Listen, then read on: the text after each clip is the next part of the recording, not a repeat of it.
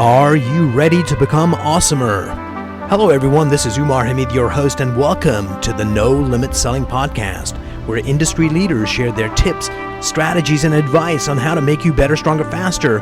Get ready for another episode.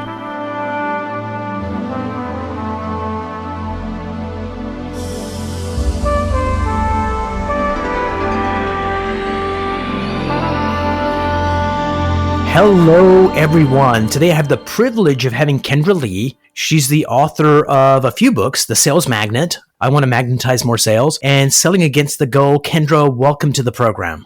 Well, thank you for having me today, Umar. It is a pleasure to be here with you.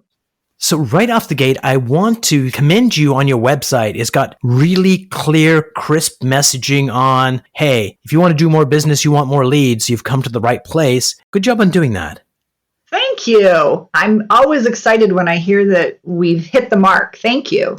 I was at a conference doing a keynote many years ago with about 100 and some odd sales managers in the room. And I said, okay, the sales process plus or minus is getting the appointment, doing the presentation, handling objections, closing the deal, and then going deeper in the account or getting referrals. Is that fair? And they go, yep, that sounds about fair. And I said, okay, where do your salespeople get stuck most often? And what is the impact on their sales? And two things, one top spot. One was getting appointments, and that's what we're going to talk about today, because a lot of people do not know how to fill their pipeline with quality appointments. And they estimated 50% of their earning potential gets left on the table when they don't do that. And the other one that came up tied was actually closing the deal. And that also had about a 50% impact. So you and I are going to you're going to solve the problem of that first thing, how to get more clients, how to get more appointments. So Kendra, tell us about your company and what you do, and then let's start digging deeper into prospecting and lead generation.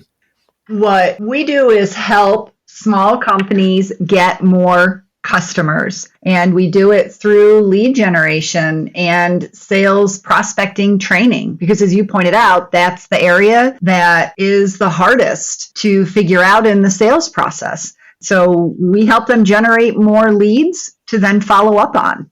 What's interesting is that a lot of things in life are really easy to do, but our mindset makes it so much harder than it needs to be. And certainly prospecting and picking up the phone and calling people, our head plays tricks with us, right? Oh, yes, without a doubt. I believe that a big portion of the challenge of prospecting is just the fear of what's going to happen if somebody actually does pick up the phone. Absolutely. And if they do pick it up, they may be mean to us. But can I tell you a joke before we get started? Definitely. Do you know how to make a salesperson shut up? No. Give them a phone. And that's so true, Omar. The minute you say to somebody, call, they just freeze. It's interesting. And when we do prospecting training, when I speak with business owners or executives about it, the one thing that I say is that we're going to give salespeople the confidence to call. Because once they get going, they're good. But they don't want to pick up the phone because they've lost their confidence very often. So in a minute, what we're going to do, if that's okay, is figure out how you get people in the right mindset to make calls. And then what is the process you show them to make the calls? And just to kind of kick us off, I was working with a client and one of their salespeople on how to use the phone prospecting. I'm not an expert there because my areas of expertise is mindset. But I said, okay, make some calls while I'm in the room. And he made some calls and I recorded them. And I said, okay, do me a favor, call one of your friends at home and invite them out to the movies. So, your best bud. So he picks up the phone and he calls his best bud to ask him out to the movies. And I say, okay, now listen to one of your calls that you made to a customer and notice the tightness in your voice, the formality of it, the awkwardness of it. And now listen to the call you made with your friend, how warm it is, how engaging it is, how relaxed it is. And that was like an eye-opener and, dare I say, ear-opener for this person to go, oh my God, I had no idea that my voice changed when I was doing prospecting versus when I was talking with a friend. What a great idea to have them do that and then listen to the differences, because I think a lot of times that's exactly what keeps people from wanting to talk with a salesperson, that they feel tight and nervous. It feels scripted. And they're just not natural. They're not being themselves, not with the receptionist or the gatekeeper that answers, not with the voicemail. And who wants to return a voicemail where you sound stiff or scripted? I love that. That's a great strategy, Umar. So before we end the call today, remind me that I'm going to share with you the voicemail message you can leave that gets returned 100% of the time. By the way, this is a joke. It's not real, but it's funny. So Kendra, tell us, if I wanted to, let's say, do a campaign to, let's say, 100 VPs of sales, how would I start that process? What would I say? How would I walk me through that? How would you help customers do that? Well, I'm going to talk about it from the prospecting perspective, what we would coach people to do. And then later, if we want to talk about it from a lead gen perspective to set it up for prospecting, we can. Sure. Take it away, Kendra. Yes. For a salesperson, they want to start with what do they think is the biggest issue that people are really frustrated about or concerned about, but they have some emotional attachment to that really needs to be solved. I mean, right now, everything has to be an immediate need if you're going to break through. So what's the immediate need? What's the problem that they're feeling right this moment? And that's the place you want to start, because that's what you want to convey. Hold on there just for a second, Kendra, because I think absolutely 100% that's the place to start. A lot of times companies themselves do that badly. They look at the situation from their point of view. We're the best company to do XYZ and we're amazing and this is what customers want. And I guess when you talk to some of their customers, you find out that the customers actually want something quite different. They're buying it, but they're buying it for this reason. This is the problem it solves. So how do you get salespeople to figure that out? Because sometimes what they think isn't accurate. My recommendation, if you don't know what that is call some of your clients, your existing clients, and find out what's going on in their world right this moment. And they're already clients, so they don't need your services, but finding out what's bothering them, what they're trying to work on, or what was the biggest issue, or what were they so thankful that your company helped them with because it's a problem they didn't have. So I would use existing customers to find out what are the issues, or if you have prospects that you are already working with, then ask them what they're grappling with right now. And I'd start with people you know, just like calling and asking a friend to go to the movies. So I think that's brilliant on a couple of levels. So number one, if you don't know, frickin' ask. And number two, the people that you ask that your customers, they see this as a customer service call and they feel valued and it strengthens the relationships. And not only are you getting the information you need, but you're also making them feel good about it as well. And I think sometimes the way they articulate the problem, that is gold because they do it in a way that comes from emotion as opposed to us that we do it more in a clinical, analytical way. So good for you. So once a salesperson knows this is the problem I'm solving, what's the next step? Once they know the problem, use the words just like you talked about, the way that the customer or a prospect described it, because that's probably what's going to resonate with a prospect. So I'm going to say, write out what you'd like to say about that. No, we're not going to use it as a script, but it gives you a framework of, okay, this is what I'm going to talk about. So you're going to open with that issue, and your whole goal is just to get an appointment. So from there, you want to link to, well, why should they talk with you?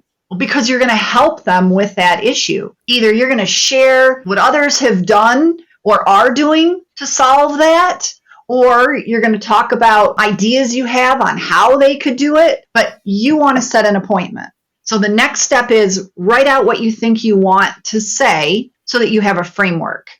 Absolutely. And I think if you can name a couple of your clients that are their peers, that gives you social proof that your stuff works is really useful. Certainly ideas makes a lot of sense. And I think if you add to that two more things, one is if you've got some data around whatever that situation is, like you'll improve your XYZ by 33%, or this happens to 75% of companies, don't be one of them. That helps a lot.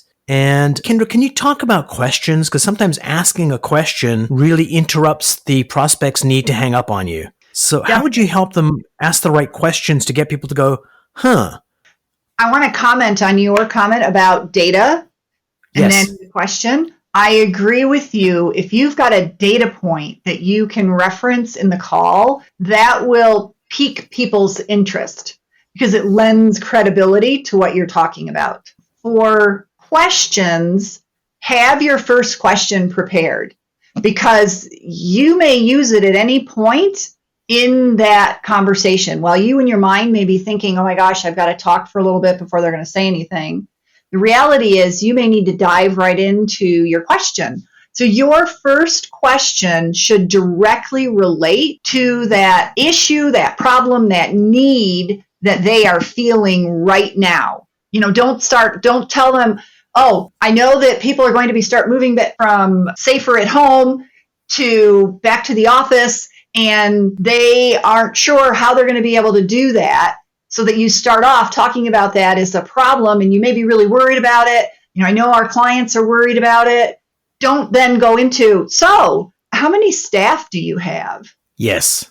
We didn't ask anything related to that. We were talking about moving from remote work to going back to the office. So your first question has to relate to what that issue is, and it has to be open-ended, something that requires them to answer with more than just yes or no, or get off the phone.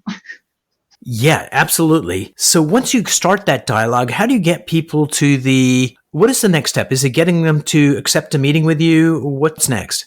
I like to have a brief conversation because if I can have a brief conversation in this first call, only 2 or 3 minutes, then a couple of things happen. One is you can leave a lasting impression so that they're more likely to keep an appointment. Another is that when you go to remind them of the appointment, or if they miss it and you need to call and say, hey, we were going to talk about, what they were interested in.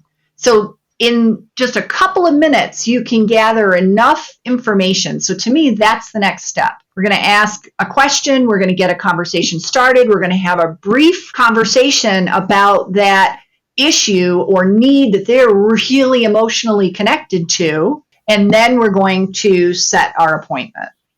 Brilliant. And I'll just backtrack a little bit, if I may. Mm-hmm. When we came out of the caves, basically, if you weren't part of a tribe, you were dead. Your group was everything. And it's almost hot-wired into our DNA that we need to connect with a tribe. And, before I got on the call with you, LinkedIn basically said, hey, do you want to find out more about Kendra Lee before you have a call with her today? And it was like, hey, how do you know I'm having a call with her? Get out of my head. But that is such a useful tool that if you can find something that makes you part of that person's tribe, it just changes the entire nature of the call. I was on a call with someone that used to work at Hewlett Packard, and I worked for them in a different country for a little while. And somewhere on the call, I said, oh, by the way, I noticed you worked for HP in, San Diego. I used to work for them in Toronto, and it just changed the entire nature of the call instantly. It was like, oh, really? Do you know so-and-so? So just doing that little bit of research on LinkedIn before you go in, if there's any commonality, even if, oh, my son went to the same school as you did, is enough for them to kind of say, you're part of my tribe and be warmer towards you. I love using LinkedIn that way. The other thing I'll do is Google and see what comes up. Because interestingly, if they've written an article and it wasn't for whatever reason in their LinkedIn profile, or they were highlighted somewhere, yes, you can find information about them. If you don't have a connection from the school or hobbies, because a lot of times hobbies are another place, you may have read something they wrote that they have in their feed in LinkedIn, a recent post or an article that they've pinned. All of those are things that you can talk about with them. And they're fabulous conversation starters to change the whole tone. Absolutely. And quite flattering for the person receiving that. Oh, you wrote that article. I really liked it. And they want to help you. What's so interesting is when you use that frame of mind or frame of reference, it's like they want to have a different type of conversation with you. And I call that helping. It's like they're much more open and receptive, and they want to know, oh, well, why are you calling me then? And now they're going to work to say, oh, I'm not the right person to talk to. Or, oh, well, yeah, tell me a little bit more about that. Maybe we should be doing something. I don't think so, but tell me. And we end up landing the appointment. Mm-hmm. And then what? You land the appointment, and then some of your work begins because you want to keep that appointment. So most salespeople will stop and wait for the appointment to come. But if you don't have any communication between the time that you set the appointment and when the appointment occurs, it's easy for a prospect to forget why. Now, if you had that connection we just talked about from LinkedIn, you stand a better chance that they'll remember because you have a personal connection. But if you didn't have that and your appointment is a week away, so many things could happen that cause them to say, oh, yeah, I don't really need to meet with Umar today. I don't remember what we were going to talk about. I've got other stuff to do. So to me, that's when your real work begins. And so how would you stay on their radar? Combination of things. If you are not connected in LinkedIn, I send a connection invitation and tell them that you're looking forward to the call. That's one thing. Another is based on what you're going to talk about, share something interesting. Maybe your company wrote a blog post. Maybe there's a video. Maybe you saw something that relates to the topic that is from a credible source that you want to share with them. So you can give them a bit of information. The other is to remind them what you're going to talk about. I am a big believer in sending calendar invitations. Yes. In the body, put what your agenda is going to be and make it more specific. So little bits of communication, not so that they feel like you are overwhelming them. Pick one or two to do and use those to remind them why they're going to talk. Brilliant. And I think one of the things we can do is before we end the call with the prospect, when we've got the meeting, to say, hey, we're all busy and I've got a couple of things I'll be sending you in the next couple of days. So look out for those, and almost like coach them on it. So it's not an unexpected surprise. It's like, oh yeah, he said he would send it, or she said she would send it. And it also kind of just frames up that, we're serious people and we want to add value to you, Mr. Prospect. And we expect you to be there at 2:00 on the 15th of May. We're setting their expectation that there's going to be something else coming. And as you said, it's of value and our conversation will be of value. So setting that up before you ever get off the phone. I'll be sending you a calendar invitation. I'll put the agenda in it just as a reminder. I'm also going to send you this really interesting article that I saw that I think you'd find valuable because, or I'm going to go ahead and send you a LinkedIn connection invitation because we should definitely be connected. Whatever, just letting them know so that they're looking for it and expecting it. Kendra, one of the things that you did that I was commenting on your website when we started the conversation today, and one of the things I noticed on there was 60 ways to prospect remotely. So tell me about that, and how can the listeners get access to that? We have recognized how challenging it is to prospect right now. And so we've been creating different resources for people to shift how they would normally prospect to being able to prospect remotely. So I brainstormed a list of 60 different ways that you can prospect today, many of which I've actually used myself, and put it into a checklist of ideas that a salesperson can go and use and choose and say, oh, today I'm going to try a new way to prospect. I'm going to email somebody a report that our company's written because I think they're going to find it really valuable. Or I'm going to connect with them on LinkedIn and then email them. We've got lots of different ideas. They can't, would you put it in the show notes, Umar? Let's do that so that they could get it that way. Absolutely, because I think when we're by our lonesomes at home, being stared at by the dog that wants to walk or doesn't want to walk anymore, that would be absolutely useful. Because I think even if we pick 3 of the ways out of the 60 to test, we're going to find stuff that works. And so thank you so much for doing that. I'm going to put it in the show notes. Kendra, thanks so much for the conversation today. I really enjoyed it. I learned a lot. We're going to put all your contact information in the show notes. Any piece of advice you want to give people before we end this episode? For prospecting, you have to look at it from the perspective that people really need what you have, but they don't know that it's out there. And if you can identify what the issue or the challenge or the need is that they have and how it's affecting them, I mean, you need to reach out and tell them that you're there and you're there to help and available to coach and guide them. Don't look at it as, oh my gosh, I'm making another prospecting call and all I'm going to do is set an appointment. It's all about helping your prospects because what you have, they need. So keep that in mind and just have fun with prospecting. You're going to go meet a whole bunch of new people. Who doesn't like that? Kendra, thanks so much for being on the program. I really enjoyed our conversation, and I can't wait till our next. Thank you, Umar, for having me. I appreciate it. And if anybody has a question, just reach out to me through the website or LinkedIn. Brilliant.